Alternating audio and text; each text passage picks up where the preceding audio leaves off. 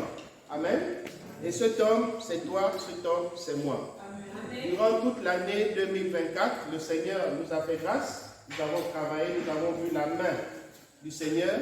Et 2025, ce sera encore plus que 2024. Amen.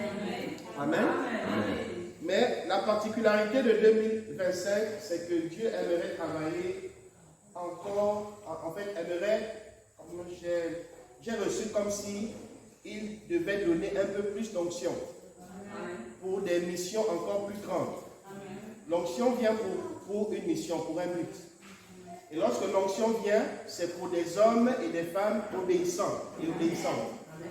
L'onction ne peut pas venir dans ta vie pour que tu puisses t'endormir. C'est pour que tu puisses travailler avec cela. Le diable, en effet, comme vous pouvez le voir, il y a des guerres par-ci, il y a des guerres par-là. Ce n'est pas parce que c'est dans le pays de l'autre que ça ne peut pas arriver dans ton pays. Il faut faire très attention.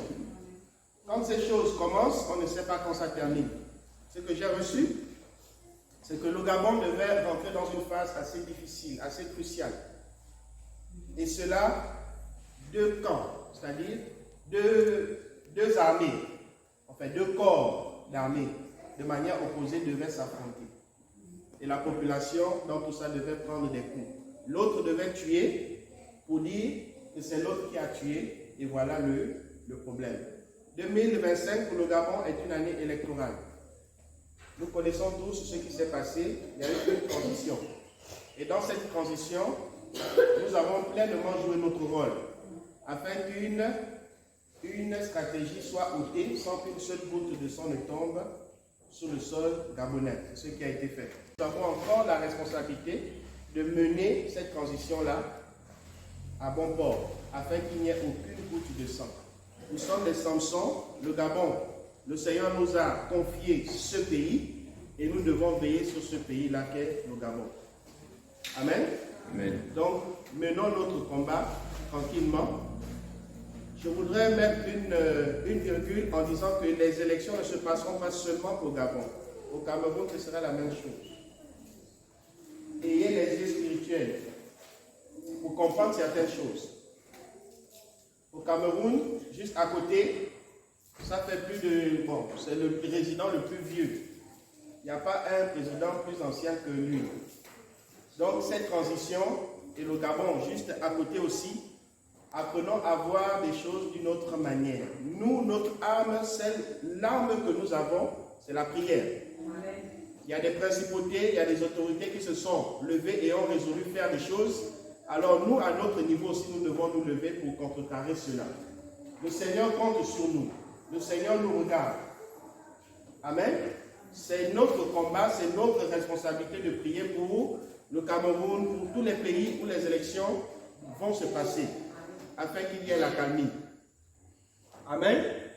C'était une parenthèse. Nous revenons dans notre texte à disposition. Amen. Amen. D'autres, c'est la prière. D'autres, c'est simplement la libéralité. D'autres, c'est simplement l'amour. D'autres, c'est simplement le pardon. D'autres ont reçu le ministère de la réconciliation. Des gens qui sont séparés, qui ne se parlent plus, qui ne s'entendent plus. Ils ont reçu le ministère de la réconciliation. Et ces personnes, lorsqu'elles viennent, elles parlent à X, elles parlent à Y. Ces personnes ont la facilité de les réconcilier. Ça, c'est ton mâchoire, ça, c'est ton bâton.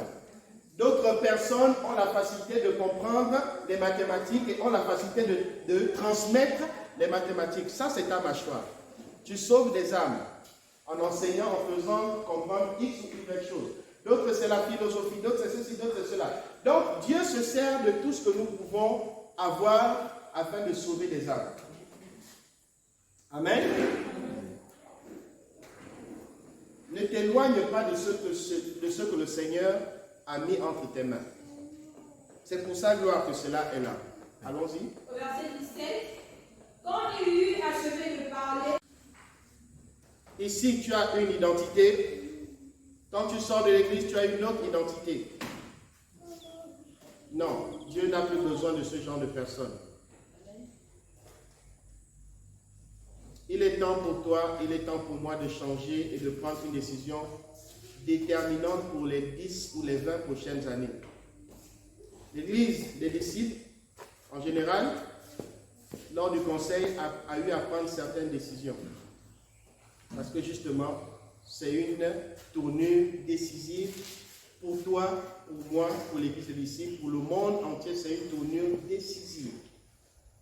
Nous avons pris des décisions, des fortes décisions, qui nécessitent des choses incompréhensibles, des choses inimaginables, qu'on n'a jamais vues à l'Église des disciples.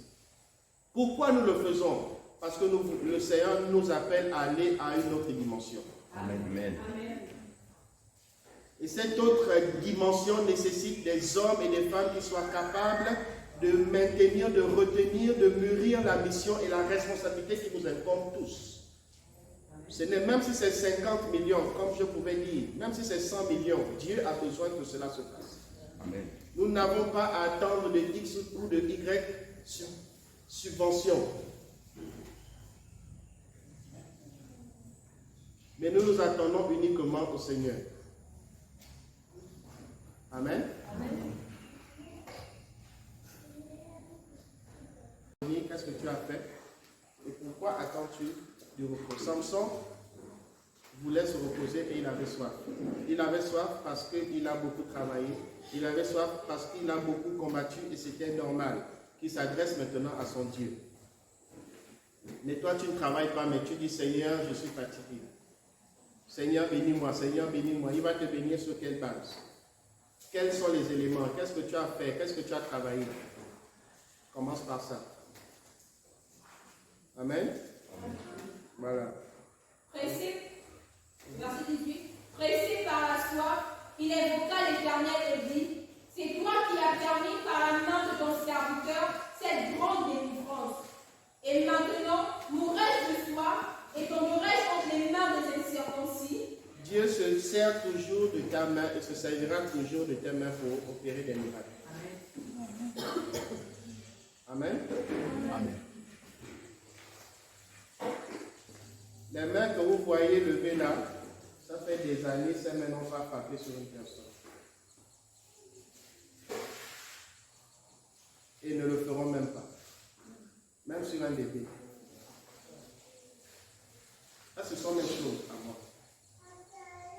Le bébé fait des bêtises, je ne peux pas, parce que c'est une recommandation que j'ai reçue du Seigneur. Les mains qui bénissent ne peuvent pas. Voilà. Ça, c'est moi, c'est pas vous.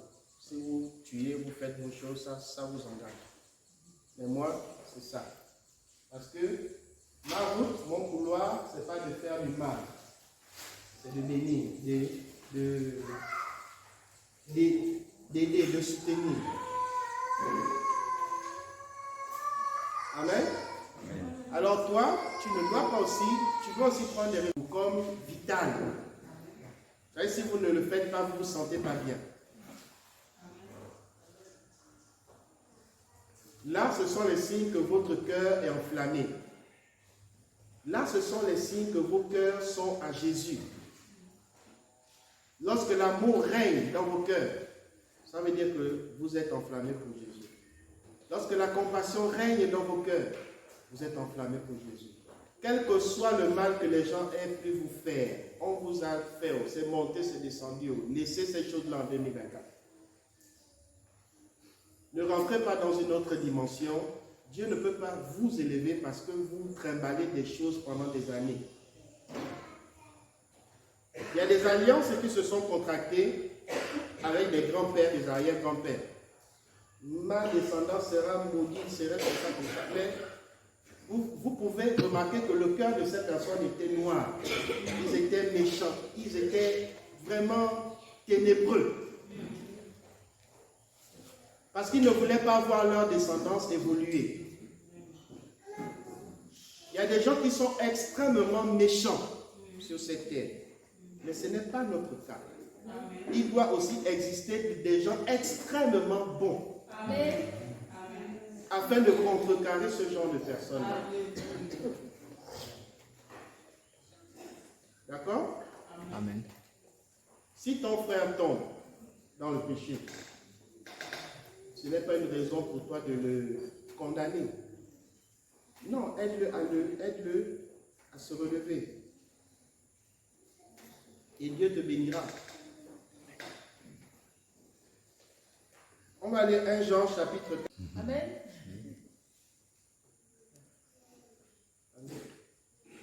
Ceux qui combattent Christ, ceux qui vous combattent, ceux qui combattent les pasteurs, en fait ne combattent pas les pasteurs, ils combattent Jésus lui-même. C'était le combat de Saul de Tarse, non? De Paul, non? Qu'est-ce qui s'est passé sur le chemin de Damas? Restez tranquille. Ce n'est pas à nous qu'il le fait, c'est à Jésus-Christ lui-même. La suite? Au verset 15, celui qui confessera que Jésus est le Fils de Dieu, Dieu demeure en lui et lui en Dieu. Est-ce que tu comprends ça? Celui qui confessera que Dieu demeure en lui et lui, donc vous devenez... D'accord? Vous devenez une seule personne. Ce sont des vérités que le diable n'aime pas entendre. Et il faut le lui rappeler.